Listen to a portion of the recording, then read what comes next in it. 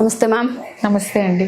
So చాలామంది పిల్లల్లో ఎక్కువగా మనం గమనించేది వైట్ డిశ్చార్జ్.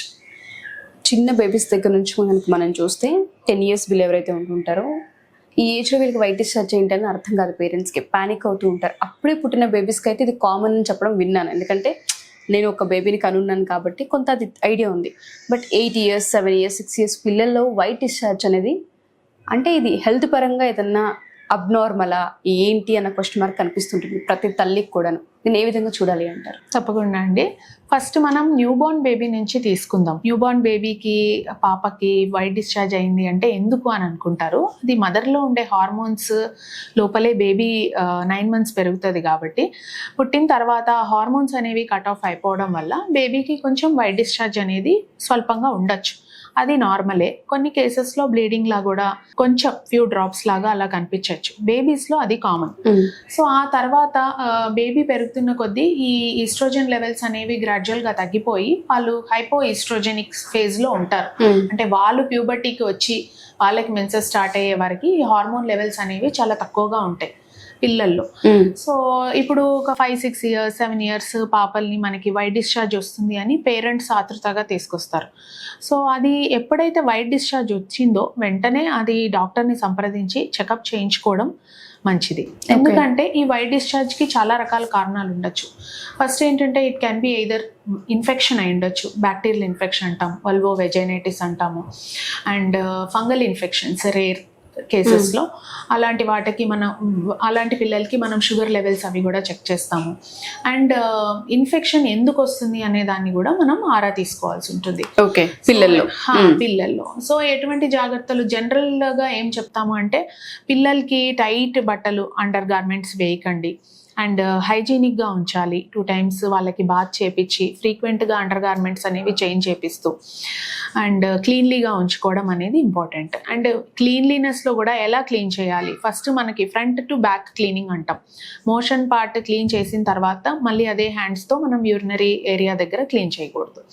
అండ్ ఆ ప్రాంతంలో ఏదైనా ర్యాషెస్ ఉన్నాయా, ఇచ్చింగ్ వస్తుందా, అండ్ పాపకి కాన్స్టిపేషన్ ఉందా, కాన్స్టిపేషన్ వల్ల కూడా యూరినరీ ట్రాక్ట్ ఇన్ఫెక్షన్స్ వచ్చి అలా వచ్చే అవకాశం ఉంటుంది. హైజీనిక్గా లేకపోవడం వల్ల కూడా ఆ ప్రాంతం మొత్తం ఎర్రగా మారి ఇచ్చింగ్ రావడం, ఫంగల్ ఇన్ఫెక్షన్స్ రావడం, దానివల్ల తర్వాత వైట్ డిశ్చార్జ్గా రావడం కూడా జరుగుతూ ఉంటుంది అనమాట. సో ఈ general hygiene plus constipation avoid చేయడం, యూరినరీ ఇన్ఫెక్షన్స్ని ఎలా అవాయిడ్ చేయడం అనేది మేము జనరల్గా నేర్పిస్తూ ఉంటాము, చెప్తూ ఉంటాము పేరెంట్స్కి. అండ్ బ్లడ్ షుగర్ లెవెల్స్ కూడా ఒకసారి చెక్ చేపిస్తాం. అంటే ఫంగల్ ఇన్ఫెక్షన్స్ వచ్చి డిశ్చార్జ్ రావడం అనేది రేర్గా జరుగుతూ ఉంటుంది కాబట్టి బ్లడ్ షుగర్ చిన్నపిల్లల్లో బ్లడ్ షుగర్ ఇంక్రీజ్ అయ్యి వాళ్ళకి డయాబెటీస్ రావడం కూడా మనం వినే ఉన్నాం. సో అదేమన్నా ప్రాబ్లం ఉండి అలా అవుతుందా అన్నది అది కూడా చెక్ చేపిస్తాము. సో దీని తర్వాత ఈ డిశ్చార్జ్ని బట్టి అది ఎటువంటి ఇన్ఫెక్షన్, కలర్ని బట్టి పుర్లెంట్గా అంటే బాగా పస్లాగా వస్తుందా, సో దేని వల్ల వస్తుంది అన్న దాన్ని మనం టెస్ట్ చేయించి. ఇందులో కలర్స్ కూడా ఉంటాయా? అంటే గ్రీనిష్గా రావచ్చు, ఆర్ ఎల్లోయిష్గా రావచ్చు, ఆర్ వైట్ సీరస్ లాగా రావచ్చు. సో ఇదంతా ఏంటంటే మనం చాలా జాగ్రత్తగా ఉండి వెంటనే టెస్ట్ చేయించుకొని దానికి తగిన ట్రీట్మెంట్ అనేది కంపల్సరీగా తీసుకోవాలి. ఓకే. పిల్లల్లో మీరు అన్నట్టుగానే చిన్న ఏజ్లో 5 years 6 years అంటే అది వాళ్ళకు కూడా అర్థం కాని ఏజ్, అసలు ఏం జరుగుతుంది అనేది తెలియదు. ఎందుకంటే సరిగ్గా యూరిన్ వస్తుంది వెళ్ళాలి అన్న ఆ థాట్ కానీ ఆ అవగాహన కానీ అప్పుడే ఆ పిల్లలకి రాదు. అలాంటి పిల్లలకి ఈ వైట్ డిశ్చార్జ్, మీరు అన్నట్టుగా ఈ కలర్స్ కావచ్చు, కొంతమంది పిల్లల్లో అండర్ గార్మెంట్స్ గురించి మీరు చెప్తున్నారు కాబట్టి స్మెల్ కూడా మనం గమనిస్తూ ఉంటుంటాము. ఎటువంటి అంటే ఫుడ్లో ఏమైనా చేంజెస్ చేయాల్సిన అవసరం ఉంటుంది అంటారా? ఏ విధంగా టేక్ కేర్ చేయాలి వాళ్ళని? ఫుడ్ వల్ల అని కాదండి, మెయిన్గా వాటర్ ఇంటేక్ అనేది వాళ్ళకి బాగా ఉండాలి. వాటర్ ఇంటేక్ ఉంటేనే డిహైడ్రేట్ అవ్వకుండా పిల్లలు ఫ్రీక్వెంట్గా యూరిన్ పాస్ చేస్తూ యూరిన్ కూడా ఆపుకుంటూ ఉంటారు. కొంతమంది స్కూల్కి వెళ్ళే పాపలు వాష్రూమ్కి వెళ్ళలేమని ఆర్ అక్కడ హైజీనిక్గా లేదని, సో అది కూడా మంచి పద్ధతి కాదు. టాయిలెట్ కూడా ఆపుకుంటారు. ఇంకా మీరు కిండర్ గార్టెన్ పిల్లల్ని చూస్తే వాళ్ళు మోషన్ వెళ్ళడం కూడా స్కూల్కి వెళ్ళినప్పుడు అవాయిడ్ చేయడము, ఇంటికి వచ్చాక. సో అలా కూడా లేకుండా వాళ్ళకి ప్రాపర్గా టాయిలెట్ ట్రైనింగ్ అనేది చేసుకుంటూ యూరిన్ వచ్చినా ఆపుకోకూడదు, వాటర్ ఎక్కువ తాగాలి, అండ్ ఫ్రీక్వెంట్గా యూరిన్ పాస్ చేసేసేలాగా చూసుకుంటే ఈ యూరిన్ ఇన్ఫెక్షన్స్ ప్లస్ కాన్స్టిపేషన్ రెండింటిని అవాయిడ్ చేయొచ్చు.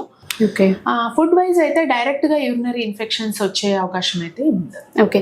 మగపిల్లల్లో కూడా దీన్ని మనం చూసే అవకాశం ఉంటుంది అంటారా చిన్న పిల్లల్లో? మగపిల్లల్లో అంటే వాళ్ళకి ర్యాషెస్ అనేవి రావచ్చు, diaper rashes, constipation, urinary infection ఇవన్నీ రావచ్చు. కాకపోతే వైట్ డిశ్చార్జ్ అనేది మనం ఫీమేల్ బేబీస్లోనే ఎక్కువగా చూస్తాం. ఓకే. సో ఏదేమైనా ఇన్ఫెక్షన్స్ కి సంబంధించి వైట్ డిశ్చార్జ్ కనిపిస్తుంది అనగానే ఇమీడియట్ గా డాక్టర్ కన్సల్టేషన్ అనేది అవసరం. కంపల్సరీగా ఇది నార్మల్ అని మాత్రం అనుకోకూడదు. పాపని కూడా థరోగా ఎవాల్యుయేట్ చేయించుకొని ఏం ఇన్ఫెక్షన్ ఉంది, యూరినరీ ఇన్ఫెక్షన్ ఉందా, ఆర్ ఓన్లీ స్కిన్ ఇన్ఫెక్షన్ అయినా అన్నది ట్రీట్ చేసుకొని. అండ్ ఇందులో ఇంకొకటి అండి, బ్లడ్ స్టెయిన్డ్ డిశ్చార్జ్ అనేది అసలు ఉండకూడదు. సో ఎనీవే ఇప్పుడైతే అందరం జాగ్రత్తగానే ఉంటున్నాము.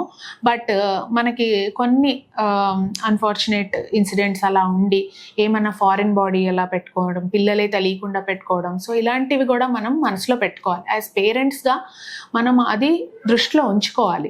సో అలా వచ్చింది అంటే ఇమీడియట్ గా మనం ఇంకా అప్పుడు ఆ కండిషన్లో మేము గైనకాలజీ డాక్టర్స్ని కూడా రిఫర్ చేపించి వాళ్ళతో కూడా ట్రీట్మెంట్ అనేది చేపిస్తాం. ఇంకా స్కాన్ చేయించుకోవడం, ఏం జరిగిందనేది చూసుకోవడం. ఈ వైట్ డిశ్చార్జ్కి అయితే మనం ఇంటర్నల్ ఎగ్జామినేషన్ అనేది పిల్లల్లో అవసరం లేదు, పెద్దవాళ్ళలో చేసినట్టు. సో పిల్లల్లో అవసరం లేదు, జస్ట్ నార్మల్గా ఎవాల్యుయేట్ చేసుకొని దానికి తగిన ట్రీట్మెంట్ అనేది తీసుకుంటే సరిపోతుంది.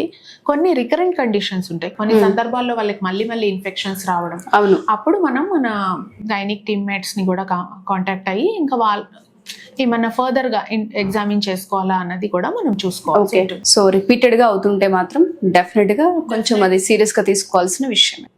Thank you so much ma'am. చాలా మంది 6 years 5 years పిల్లల్లో పట్టించుకోరు ఫస్ట్ ఆఫ్ ఆల్ పేరెంట్స్, ఎందుకంటే పిల్లలకి చెప్పడం తెలియదు, పేరెంట్స్ అంతగా చెక్ చేయరు. బట్ ప్రతిదీ ఇవాళ అబ్జర్వ్ చేయాల్సిన అవసరం, ప్రతి తల్లికి బాధ్యత తీసుకోవాల్సిన అవసరం ఉందని అర్థమవుతుంది. మనం ఎన్నో పనుల్లో పిల్లలకి వచ్చే చిన్న లక్షణాలని ఒక్కొక్కసారి మనం ఐడెంటిఫై చెయ్యము. అవును, అది నార్మలే అనుకుంటాం. సో అలా అనుకోకూడదు. ఏది మీకు అదర్ దాన్ నార్మల్ డిఫరెంట్ గా అనిపించినా వెంటనే డాక్టర్ని సంప్రదించడం అనేది పాపకి హెల్త్ కి చాలా ఇంపార్టెంట్. డెఫినెట్ గా ma'am. Thank you ma'am. Thank you so much. Thank you అండి.